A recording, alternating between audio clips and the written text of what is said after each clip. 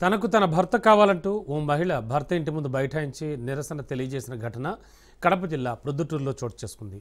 ప్రొద్దుటూరుకు చెందిన మధుసూదన్కు బద్వేలుకు చెందినటువంటి వెంకట దామినికి పెద్దలు జూన్ 8న వివాహం చేశారు. తాళి కట్టిన గంట వ్యవధిలోనే పెళ్లి కుమారుడు మధుసూదన్ విషం తాగి ఆత్మహత్యాయత్నానికి పాల్పడ్డాడు. కుటుంబ సభ్యులు వెంటనే అతన్ని ఆసుపత్రిలో చికిత్స చేయించారు. భర్త ఆత్మహత్యాయత్నం ఎందుకు చేసుకున్నాడో కుటుంబ సభ్యులు తెలపలేదని బాధితురాలు తెలిపింది. పెద్ద మనుషుల సమక్షంలో పంచాయతీ చేసుకుని తనను కాపురానికి తీసుకెళ్తామని చెప్పి 6 నెలలు గడుస్తున్నా ఇంతవరకు తీసుకెళ్లలేదని బాధితురాల తల్లిదండ్రులు తెలిపారు. తాము 5 రోజుల కిందట ప్రొద్దుటూరుకు వచ్చామని, ఇక్కడ పోలీస్ స్టేషన్లో లాయర్ల వద్దకు తిప్పుతున్నారే తప్ప న్యాయం చేయలేదని ఆవేదన వ్యక్తం చేశారు.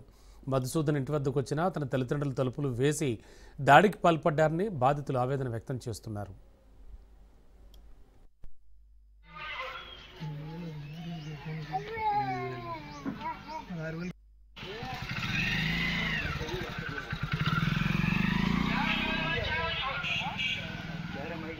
అందరికి నమస్కారము. నా పేరు రెడ్డివారి వెంకటదామిని. మాది బద్వేల్, కడప జిల్లా. ప్రొద్దుటూరు వాస్తవులైన మధుసూదన్కి నాకు 7వ తేదీ 6వ నెల వివాహం జరిగింది. ఆ రోజు నుంచి ఇప్పుడు దాకా నన్ను కాపురానికి తీసుకోపోలేదు.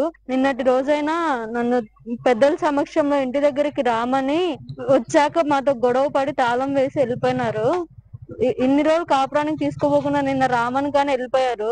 నేను ఎన్ని రోజులైనా ఇలానే నిరసన చేస్తాను, కానీ నన్ను కాపురానికి పంపించేలా చేయండి. నాకు తగిన న్యాయం చేయండి. మీడియా ద్వారా కోరుకుంటాను. ఎన్ని రోజులైనా ఇలానే ఉంటాను, నిరసన చేస్తాను.